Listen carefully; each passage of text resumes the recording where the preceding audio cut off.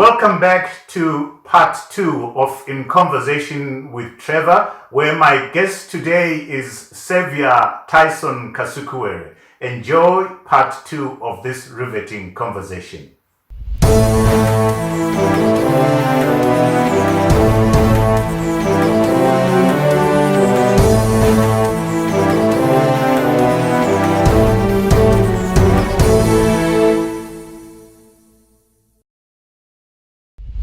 Looking at the party from where you are right now, Tyson, remembering that you were part of this party for quite some time, from the age of 28, you're now almost 51.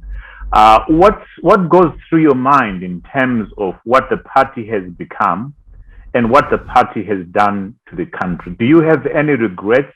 Would you be given a chance? Would you do things different at all within the party?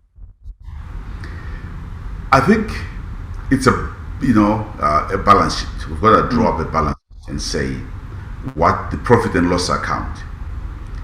They are huge developments that the party did in terms of the attainment of independence, in terms of acceleration of education, construction of health delivery institutions, unit of our people, bringing together the people who we fought together for the independence, but the early 80s, unfortunate developments in Maverick, and we still thank our leaders who thought it was important to unite our people and move forward. The awareness that, as citizens, we can masters of our destiny. That is a huge plus. And on the other side, I would still say, again, they undertook the land reform program, put the country on acceleration to say, how do we empower our people? But I believe the party had great policies. The biggest challenge has been execution. At times trepidation caused by envelope-seeking characters, bribery and so forth. At a national level, the decisions that were taken to uplift our people out of poverty should be adhered to. Everybody work 24/7 to lift our people out of poverty.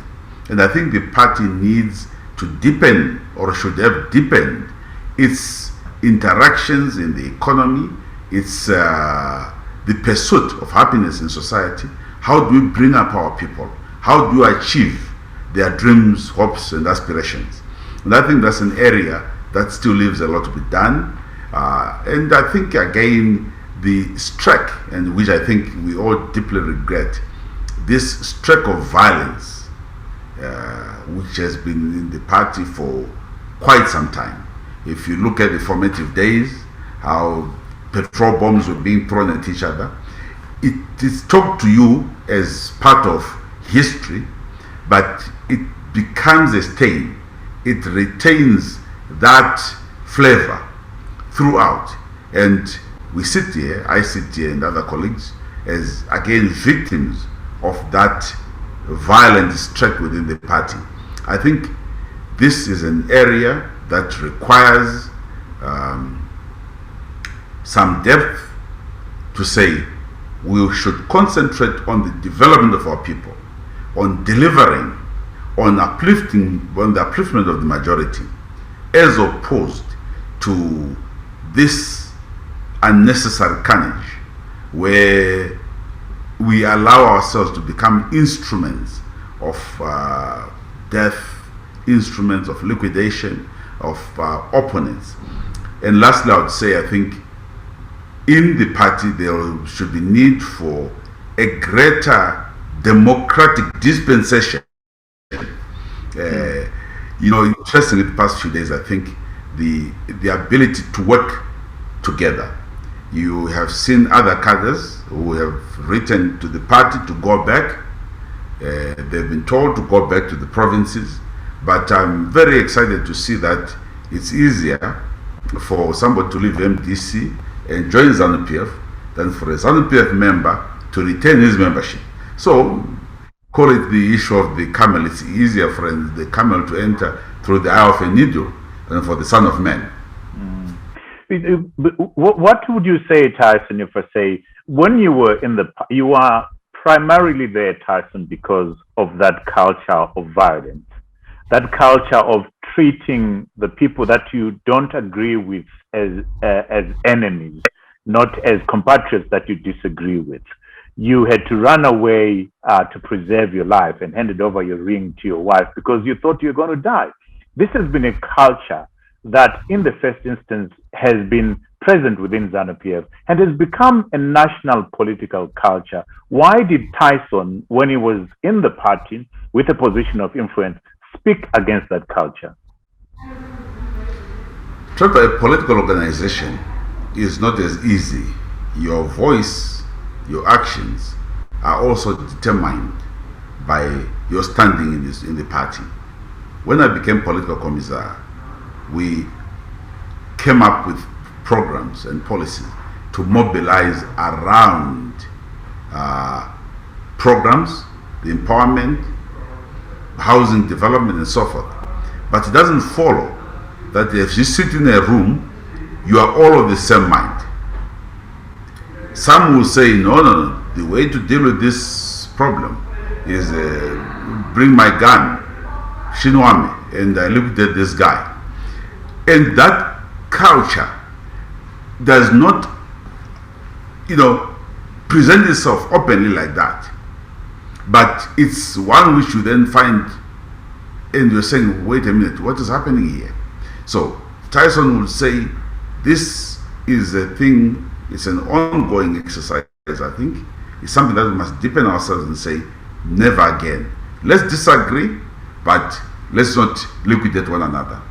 I was in there, in my modest contribution, whilst I would say, I don't think this is the way to do certain things. Fringe characters in the institutions could, on their own, do certain things, maybe to try and impress the leadership. And that becomes the problem of an organization. An organization is not made up of people of the same persuasion or let alone character. Let me press you there, Tyson. But the political commissar is not the same as a member of the party out on the streets in Harare. The political commissar carries quite a lot of weight, and what he says should be done gets done. Do you regret not having stood up against violence? Do you regret not having played a role to chaperone the party towards being a peaceful party? I'm very proud that during my service and tenure, I and other colleagues started chaperoning the party in a non-violent path to say, let's win the hearts and minds of our people without shedding blood. And I think you recall the Million Men March. There was not one person forced to come to Harare. It was because of our mobilization. We sold a story. We talked to the people about their aspirations and their hopes and ambitions. And there was a meeting of the minds. Hence, the turnout by cadres to party programs was high because it was based on non-cohesion but factual presentation of tangible programs and action that must be done. So to the contrary, Trevor, I think during my tenure, as Secretary for Indigenization, as Minister for Indigenization, as Political Commissar, as Youth League leader, we did the best that we could in terms of advancing a culture within the party which says no to violence. You don't regret the violence in Mount Darwin, in Mushore and Central, 2008 elections and beyond? The loss of any individual in our country is a deeply regrettable situation. We lost so many people unnecessarily, and I think collectively as a leader, this was unfortunate, deeply regretted, and should not be the way we handle differences. And then you got into government, Tyson, 2005, in the first instance as Deputy Minister for youth development and employment creation. Describe to me, Tyson, the relationship that you had with former President Robert Mugabe. President Mugabe, with a very good working relationship. He was clear. He would set out the tasks and periodically review your achievements. At the personal level, he was like a father. In fact, he was a father. Deeply engaging. When you have a conversation with President Mugabe, it was always a pleasure to listen to his thinking, experience. He was a man who was way ahead in many respects, and even things that we took for granted. I'll give an example, and allow me, Trevor. Sure, absolutely. Computerization program. Before all of us knew that perhaps we needed computers and COVID would come, President Mugabe was already distributing computers across the country, preparing students, preparing schools that the IT is the way forward. He knew what steps. If you sat down with him to have a discussion, he would say, look, Kasukuwere, we've achieved the following objectives. We fought for the independence of our country. I attended to education because it was necessary for us to empower our people intellectually. We attended to this land reform program. It's painful and very difficult, but the end result will be a different country, and this is necessary. And we are going to go through a lot of pain because those who were our masters will not take kindly to our decisions. But you young people, get it, understand that this pain is important, is necessary. We have to empower our people. Let's control our resources. He was very passionate, and when he appointed me Minister of Indigenization, clear instructions. Go, bring back our resources. We need them for our people. Anybody who comes to invest in our country must do so, but we need to agree how we benefit the communities and our people at the end of the day. These resources they will be depleted tomorrow. And what will we say? Here the philosophy to say the cost or the value of your shovel, your equipment, can never be greater than the underlying value of your resources. So you will say, why should your ability to mine compromise my ownership? And he will take you through his thinking. One area he would debate was on the ownership, the land, the title deeds. I was a firm believer that we needed to pass title on to our people, and for us to lift our rural communities, it is necessary that town planning activities, the titling communities and growth points would open up access to financing for our communities. And he was always saying, convince me, won't we lose our land? And I said, Your Excellency, what about all the homes that we have in our country, in Borodale, in Tungwiza? How many white people have come to take them over? Say, okay, but what about our land? He was very, very careful. The resources, and how do we use them? Are we not going to lose out? You'd have to have a good discussion. And he would push the back. He would always give you a chance, but he would give you a headache to deal with. Do you think, have you, in your recollection, are there instances when you actually changed his mind, where you put across a point and he changed his mind? Yes, I remember we dealt with the COTCO issue. COTCO had collapsed effectively, and the committee led by our cabinet committee led by Comrade Nangagwa, myself and Comrade Shinamasa, worked on the resuscitation of COTCO to say we need to bring back COTCO because quite a number of the rural communities are beneficiaries of the, a number of the rural areas produce cotton, and we need them. It's for their livelihood and sustenance. So The paper, we took the paper to cabinet, and Comrade Shinamasa made the presentation, and there was a pushback from the old man. He says, why? If the company has collapsed, why don't you allow it to collapse? And some of the lily-livered colleagues joined him, and they abandoned us. And we said, oh my God, we're in trouble here. And he was pushing back. And some were saying, no, let's do away with Kotko, it's a failed company, you name it. And we stuck. We said, Your Excellency, here are the numbers. This is what it means. We have funds, we have NASA, we have all these institutions. Rather, let's utilize the resources we have to take over this entity, make it 100%, and support our farmers. He pushed back. We lost a lot of colleagues in that discussion.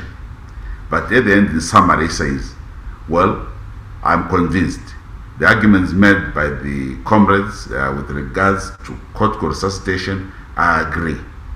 Let's put more money into it. I'm sure other comrades like Shinamasa and others are happy with the developments down in the cotton sector. It was because we had to stick to our point. We looked quite weakened, in the discussion, because it was not an easy discussion. But he will be weighing, do you know what you're talking about? Or you are just, coming here to waste our time. And he was a mind reader. The man was very gifted. He could tell that what you're talking about doesn't make sense. He doesn't dismiss you, that obviously, but if he thinks it doesn't add up, he would allow you diplomatically, but then direct the matter in another direction. But yeah, I recall the Kotko discussion is a very successful one. Very interesting that you talk about your lily-livered colleagues, and that's the term you use, not me. And I'm wondering, how many times did these lily-livered comrades of yours prevail over the president or support the president when they shouldn't, when they should have stood up against what the president was saying? What's your view on that? Oh, they're quiet. They just start singing. If the president starts singing, they just join. And you say, but why? Because it's a matter, their comfort levels are assured if they just follow what the president is saying. Wow. They don't have a mind which says no, but I might be misunderstood, but this is where I stand. And I will say this even if it means the president looks at me negatively, but I've said the truth. And to the contrary, President Mugabe will be one who says, actually at the point. But those ones will still say, when you go to the toilet and you meet them, say, no, you have a point, Comrade Kasukuwere. Keep on it. But can you support me when you go back? No, not today. I'll support you next time. But today, continue. We are with you. Then you are back on the table and you're discussing, and the guy is either consciously sleeping, he is trying to make sure they just don't want to find themselves in sticky waters. They are there, thus I am sure accounts for about 70% of the kind of leadership we have in our society. People who simply say, what does the president say? They will not say, Mr. President, I don't think your scarf looks good on you.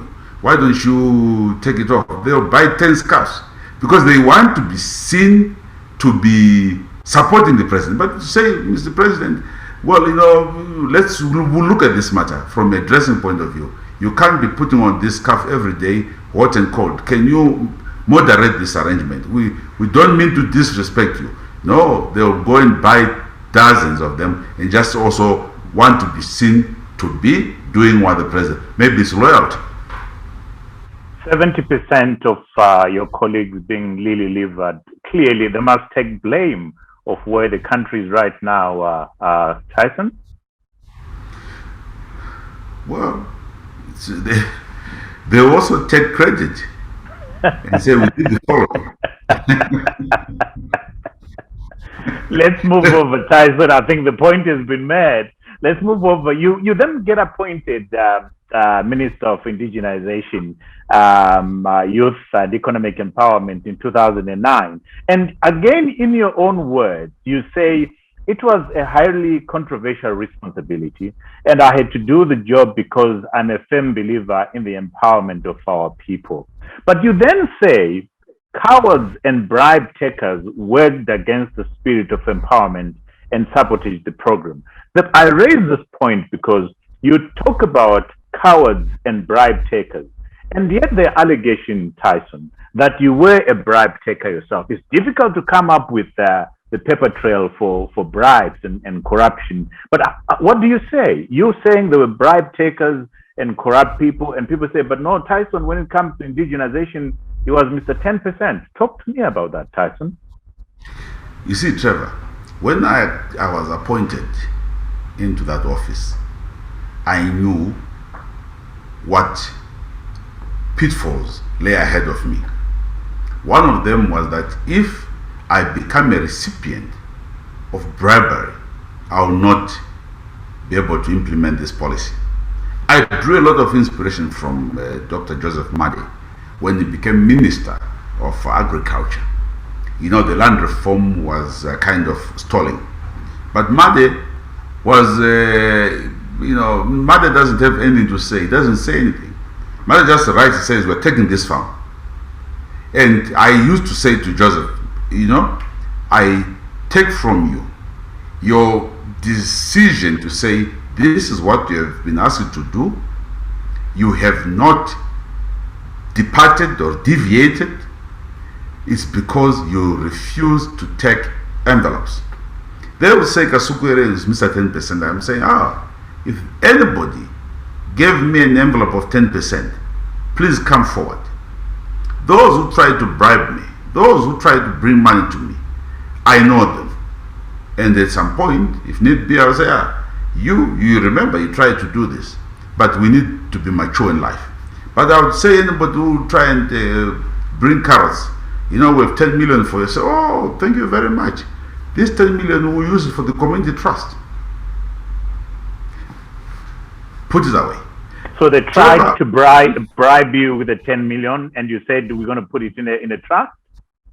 Trevor, if you take 1 cent, you will be blackmailed for the rest of your life. My ability to tell you right here and say, if anybody paid me, they should come here, is because I know I did not. I did not go into that office as a poor boy. I had my own businesses. And I knew that if I took a bribe here, they would have exposed me a long time ago. They said I was corrupt. Where's the evidence? It's because, you see, it's like if you say to a white man, you're a racist. It's very difficult for him to say, I'm not, because he is white and white people are known for colonialism, so they're racist. A politician is always known to be somebody who does not work for themselves, but they live off the society. And so when you say a politician is corrupt, it takes quite a lot for people to say, is this man actually corrupt or not? The inference will be, well, can't you see he's driving a new car? He's corrupt. They see you in the streets, you're walking, he says, he's a very corrupt man. It's easy to say. But can you prove it? No. So in your conscience, Tyson, as you sit there, you didn't personally benefit from the indigenization, and you dismiss the allegation of being Mr. 10%. I dismiss it. Not even one company do I own because of indigenization. Not even one share do I own because of indigenization. Let's move over to local government, public works and national housing. And one of the reasons why we actually had to arrange this conversation, Tyson, is because James Mushore said you played a significant role in stopping him from becoming the town clerk of Harare, that you said to him he was not one of yours, and you couldn't be allowed to take over that responsibility. And when he said he was going to fight you, and he said, "Hande you on it." So when I finished NMB, when I retired from there, I then got this vacancy then came up, and I threw my name into the hat, vacancy for town clerk. I was shortlisted. I was interviewed. I think a panel of some 20 interviewers, which were largely councillors and some also some HR people. And then I was offered the position. Bernard Manyenye was the mayor at the time. And he called me and said to me, James, you have the position, but I need you to sign this contract right away because the politicians don't want it to happen. Because there's something in the Urban Councils Act, Trevor, which suggests that the appointment of town clerk needs to be approved by the local government board, which is people from the Ministry of Local Government. However, the new constitution talks about devolution, where councils, etc., are supposed to run their own affairs. And so we had this situation where the mayor, quite rightly so, was going by the new constitution. But the ministry, which was run by Saviour Kasukuwere at the time, was pulling back. So I signed this contract. Then I also called Saviour. I knew him. And I said, what's going on? And he says, well, you should have told me that you wanted this job. I said, in my book, Saviour, that's called canvassing.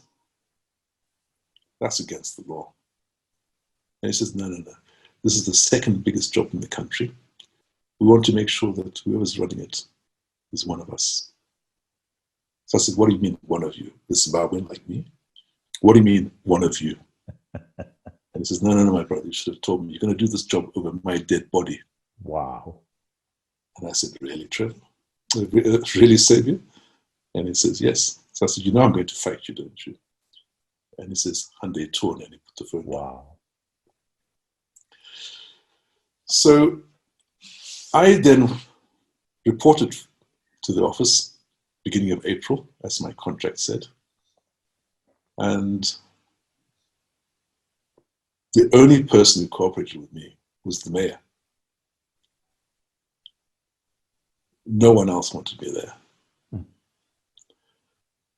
I think they also knew that I was going to try and fix things.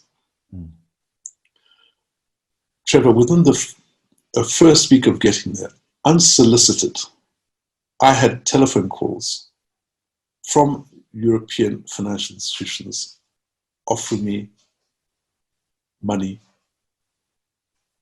to rehabilitate the city's water, the city's health system, on very extended terms. And the comment was, James, now that you're there, we want to do business. We want to fix Harare. I had European ambassadors coming to see me with executives of Viola Water Company in tow, saying, here's what we want to do. And at that time, there was a tender to rehabilitate Morton Jeffrey Waterworks. The French were offering to do this rehabilitation for, I think it was some $60 million or thereabouts. But we went with the Chinese for 110 million. Nearly double the price for the same work. Doesn't make any sense. And of course, in this process, you then discover that there's money going here, there, and everywhere. I started getting reports from internal audit about things that have been going on there. And this got to the attention of people who didn't want me looking into these things. And as a result, there was this concerted effort to make sure that I got out of there. The mayor, as you know, was arrested and detained on instructions of the local government minister, Saviour Kasukuwere. But he was resolute. The only person that I can put my hand on my heart and say was straight there was Bernard Manyenye. The others I don't know, but I suspect that many of the executives and the councillors there were taking advantage of the situation and making money. As we see now, we read about the allocations of land and the land barons and how contracts get awarded, and the water chemicals contract is very fraught. So there was a lot of cleaning up to do, and people didn't want me to do it. So I was suspended when the Manyeni was arrested and detained. The deputy mayor then wrote a letter suspending me, which I ignored. I carried on going to the office. And then one day I went to the office. So I was there for about 3 or 4 weeks, Trevor, but not being able to achieve very much because no one would cooperate with me. One day I went to the office after lunch, and there were lock blocks in my office, on my office doors. My first inclination was to call a locksmith to come and break it. And when I tried to do that, the mayor's driver saw me and said, "Please don't do that. You see those men over there? They're plainclothes policemen waiting to arrest you for vandalism. Please don't." What were your reasons for stopping a competent banker like James Mushore from taking over this responsibility, having been interviewed and come out tops? Trevor, I have a lot of respect for James. I've known him as our banker, my banker, for quite some time. We worked together. He indeed even brought some structures when he was ND of NMB to me, and would bend backwards to accommodate his requests for no benefit at all. Come this matter, when you are appointed minister, you administer the ministry in terms of acts assigned to you. One of the acts that I administered is the Urban Councils Act, how to run the urban centers. There's the Rural Councils Act and so forth. Various acts. I think Minister of Local Government sits on close to 80 various pieces or instruments of the law that he must administer. So everything that comes to you, you've got to apply yourself, one, to the practical issue and the law. Seat of Harare, 3-4 days after I was appointed minister, I sought to meet with the mayor, and I'm glad that former mayor Manyeni agreed, and we immediately met in Harare, Borodel, with tea.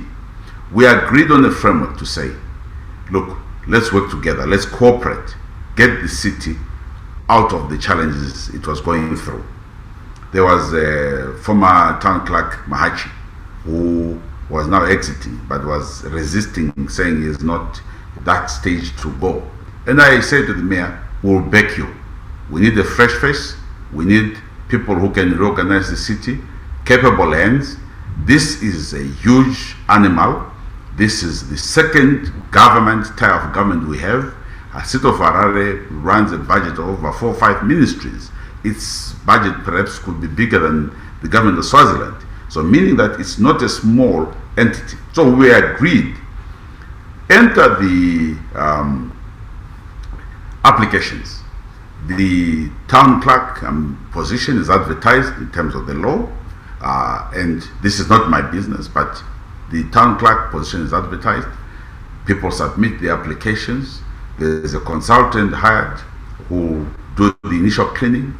It's taken to the Human Resources Committee, HR committee, who will interview the candidates, prioritize their number, I don't know how many they look at, and hand over to the GP, general purposes, I think to the full council. Full council will then recommend. In terms of the law, after the council has made the recommendation, it is sent to the local government body, 3 recommendations, and the entire addendum of who else has competed is also attached. LGB, local government board, will interview the top 3 candidates.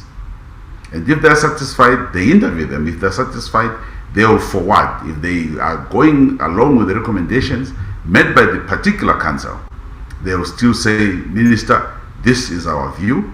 This Comrade Mugabe has been, offered this post by the Seat of Harare. We're happy with him. We've also interviewed him. We think he's the best candidate. What the minister does is to sign off. That was not the process in the case of Comrade Mushore. He had the interviews, and next thing is I get a call that he calls me, says, Saviour, how are you? I said, oh yes, James, how are you? first name basis. I want to be town clerk. I said, oh, okay, of Harare. He said, yeah. And, but I'm told you don't want me there. I said, James, that's not how we do it. You can't fund me over an interest that you have in the city. Why are you not following the process? I thought this thing will come to the LGB. He said, no, I know you want me out, and but I can tell you I'll fight you. Already. I said, look, even if, Trevor, you have no respect for the minister, you don't do those things. I said to him, well, if you so wish, I wish you all the best, but I thought what you must do is follow the law. Just take your applications to the LGB. And the counter-argument by council leadership then was to say, no, we are now talking about devolution of power. Section 264 and 65, if I'm not mistaken, of the Constitution speaks to the need to devolve authority to our local authorities. But that is not done in a vacuum. Either you amend, you align the relevant acts to the spirit of the Constitution. Now, in this case, you can't say to the minister, you know that the Constitution says this, so you must now approve what we have done at council. Don't do what is in the existing law. I said to council, I said, no, if that is your view, challenge the Urban Councils Act, challenge the local government board in the High Court.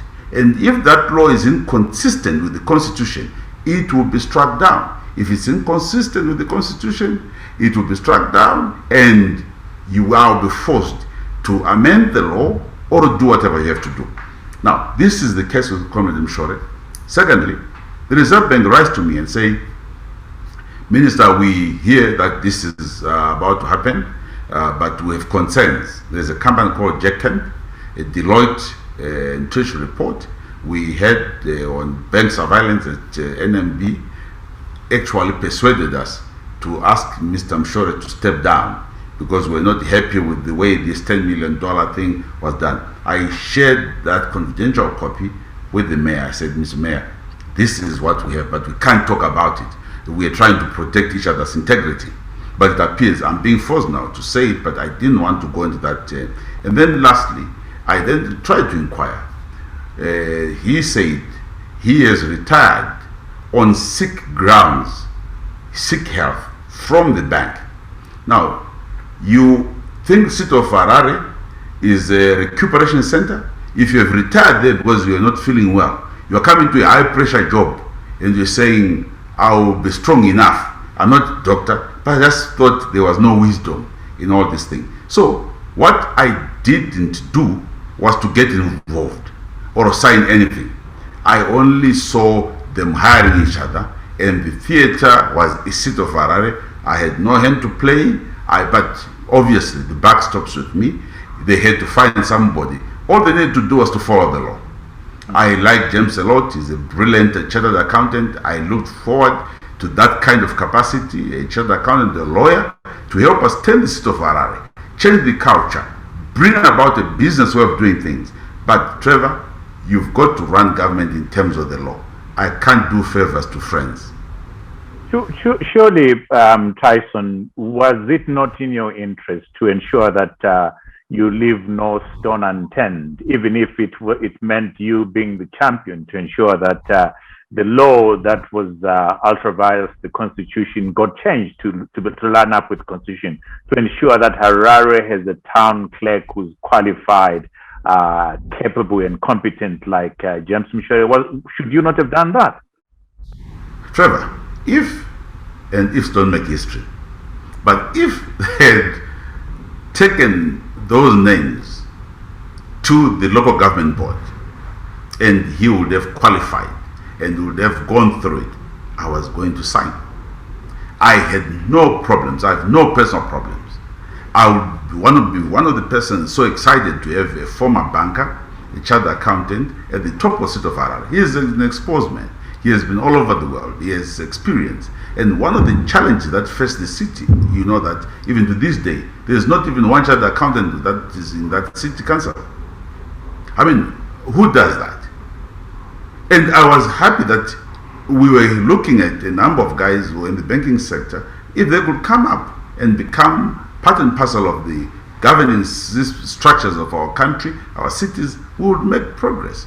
But for me to bend the law, because I'm being told, bend it, we are allowed, Blawayo, to hire the current mayor, the current town clerk. We never stood in their way. They made their recommendations, sent it to the local government board, and the local government board came to me and I authorized. The same town clerk of Victoria Falls, various town clerks, some who were being objected to by my staff. I would still say, what has the council said?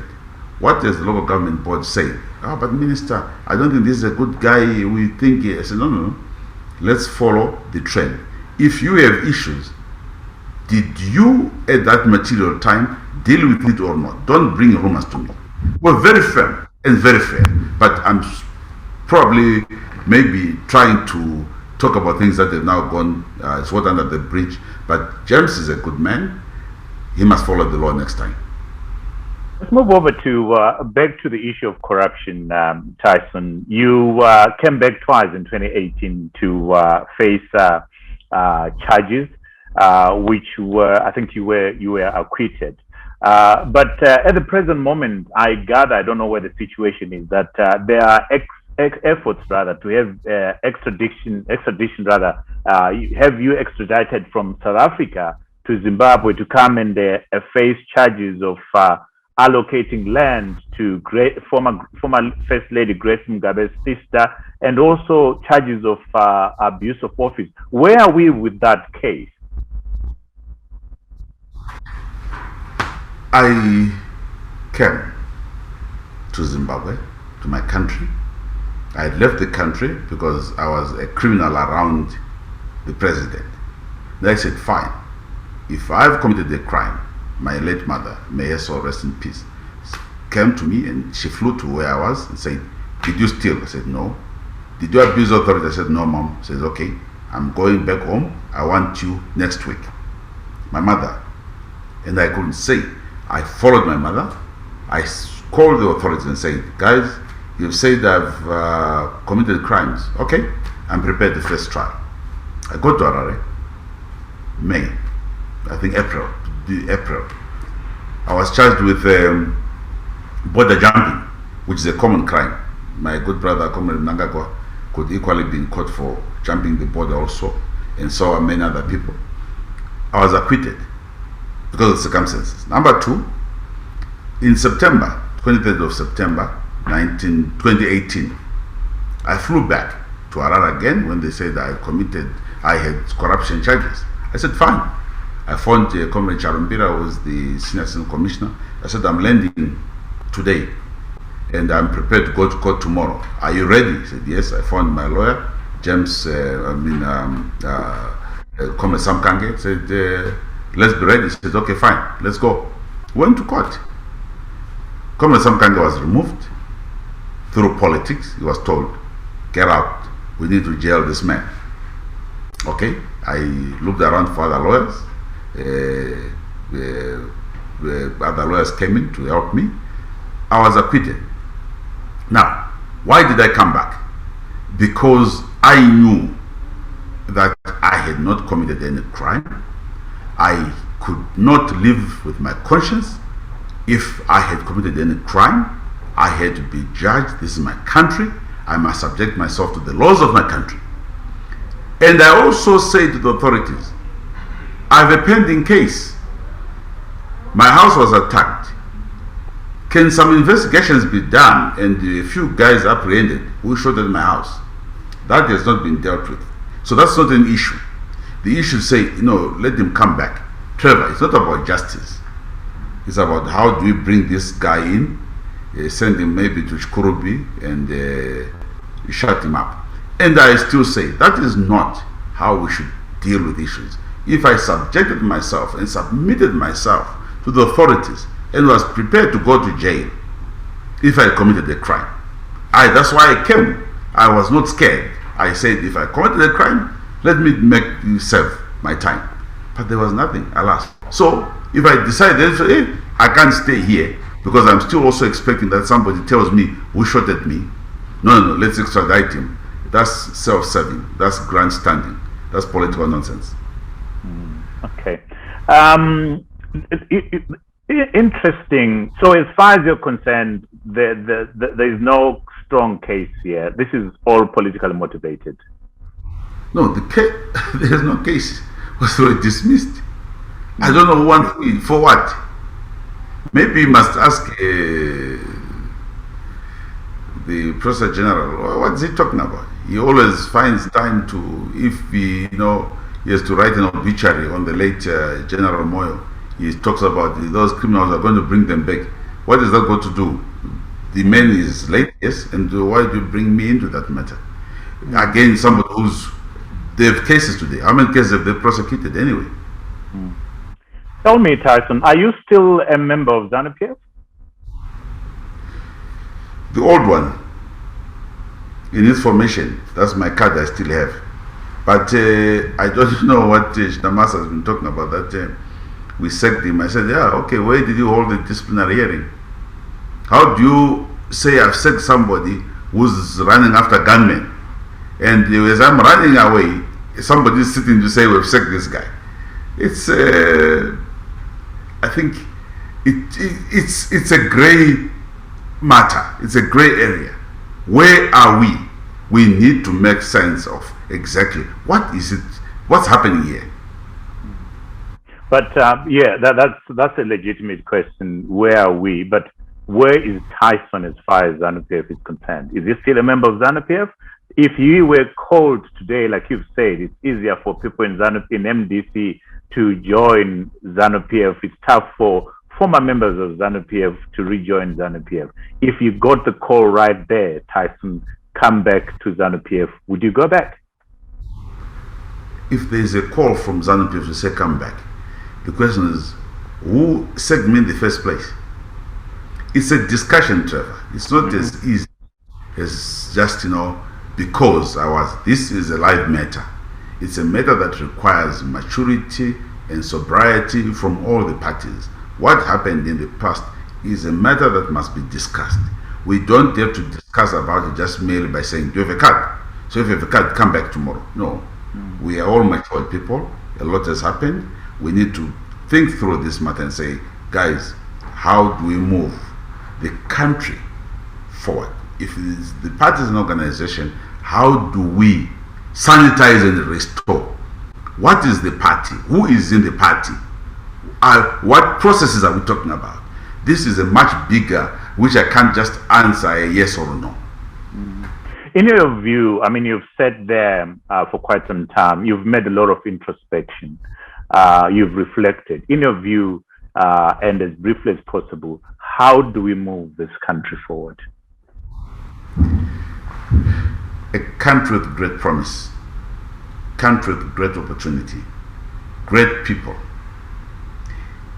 I've said here, Trevor, in Africa, I've come across young citizens who desire to go back home to make a contribution to the country, who are not where they are because they like it, but because we have a situation that must be attended to. We've asked me questions on the petrol stations. Wakuru, Shadzokera Rini. When you introspect and you say, how do we move our country? We need, like I always say, reduce the volume. We are one people. Why can't we have a country where our own citizens enjoy? Why can't we formulate policies and programs that thrust our people forward? Why can't we take the leadership in developing Zimbabwe? Do we necessarily have to use anger, violence, guns on each other, use of prisons? The unnecessary amount of pain is something I pray to our leadership. Please, let's remove pain. We all are human beings. We all are citizens of our country. Our country, Trevor, sits on an unbelievable opportunity from a human resource point of view. Our kids who are in the diaspora want to be back home. They want to build their homes. They want to have a future in their country. They want to do what they're doing outside in our country. Can't we do that? Can't we expand our broadcasting industry to allow our people to go in there and excel? Can't we expand the arts industry? Can't we expand our people's horizon in the mining sector? These are the things that I think, Trevor, after introspection, let's think about our people first. Our people must come first. We must care for our people. Leadership is not about kujanya, kugadzirisa. Leadership is about embracing. When you're a leader, you'll be attacked. It's part of leadership. But you have to accept, I'm a leader, I shall be attacked. So many things are said, Trevor. But when you're a leader, be principled. Stand up, protect. The Constitution says if you are the leader, you have a duty to look after everybody in the country. That duty still is a huge burden on the shoulders of our leadership. That's what they must take up. Grow the economy, grow jobs. Tyson, you've been outside in the diaspora for 4 years now. You've joined almost, I don't know how many millions of others who've been in the diaspora for much longer than you, who what you're saying is what they were saying when you were in ZANU-PF. I mean, are you saying that now because you're outside and it's cold outside? Would you be saying this if you were on Mnangagwa's side? You said introspection. Yes. And I want to agree. Some of these things I did not understand at that point in time. I had not seen it. But I've come across people who can't go and bury their parents in the parking stations because they are here in the diaspora. Their passport is expired. They can't get another one. Their children, it's quite painful scenes. Admittedly, perhaps if I had continued the comfort zones, I might not have understood this. In a manner, I'm actually grateful that the Lord provided this opportunity for me to see also the other side. People who have lost hope. People who have faith expect their leadership to do much more for them. They want their country to take care of their interests. But it's an area where perhaps after watching this program, our leadership must sit down and say, how do we build a Zimbabwe for all its citizens? Not a Zimbabwe for a selected few, but a Zimbabwe for all. Let each and every one of us enjoy their birthright of being born and bred in Zimbabwe. I've joined colleagues, some who have been here for donkey years, 10, 15, 20 years, who say you were part of them. I agree, I was part of them. And they say, you didn't do this. I say, yes, we did it. But I now have learned, I now have seen. It's a Damascus moment. You have to go through it to know it. Absolutely. So you are saying to the viewers that being outside and the introspection has changed you. Is that what you're saying? It has added another process in my mind. I did not know, I did not understand it, and now I do. Now I do. They will accuse and say, you were part of them. Yes, I was. Why did you allow this to happen? Well, ignorance is not defense. We're very happy in our ignorance. We will say, oh, well, those people in the diaspora, they don't know what they're doing. That is the thinking. But wait a minute. When you now come face to face with our young people who have done extremely well in their education, who would love to make a great contribution to the country, you then have to say, what can we do differently? Let's allow our kids to do their part. Yes, the leadership will say, no, we've opened up, we're open for business. Yeah, that's good lyrics. But in reality, our country must do much more. Our engineers, our metallurgists, our miners, our lawyers, those who want to make a contribution to the country, we must embrace them. Whether you agree with them or you don't, whether they left the country under a cloud or what, bring back. They must come back home. We're talking now about the Patriot Bill. As long as your own citizens are out there in a difficult situation, they don't have to make it known to you that they are not happy in case you arrest them. But in their hearts of hearts, they'll be going through this pain. I would rather we say, before you talk of draconian laws to penalize, punish, arrest, why don't you also come up with plans, programs to attract more and more of our people to come back home and make a contribution? And those in the country also. You hear 27,000 illegal miners have been arrested. How do you do that? Why don't we go out there and formalize, work with our people, train them? We're an agricultural country, we're a mining country. These are the two key important God-given resource-based industries we can build upon. The more our people get involved, the better. But imagine a police arresting 29,000 illegal miners in the country. One, you have no place to put them. Two, it's nonsensical. Three, it's just an unnecessary burden. Rather, let's get Mushore SI, Tibake Zimbabwe, and Nakits. Tell me, do you have any political ambition? Sorry. Do you have ambition? You are asking a politician. Do you have political ambition? I mean, Trevor, do you have ambitions yourself? No, my apologies, Tyson. I meant, do you have presidential ambition? That's what I meant to mean. Does Tyson have presidential ambition? No. I'm a citizen of the country. Anybody who has to be president is chosen by the people. You don't force yourself. Otherwise, you'll have a very difficult time. Let the people decide. There are many other citizens who might be better qualified to be president.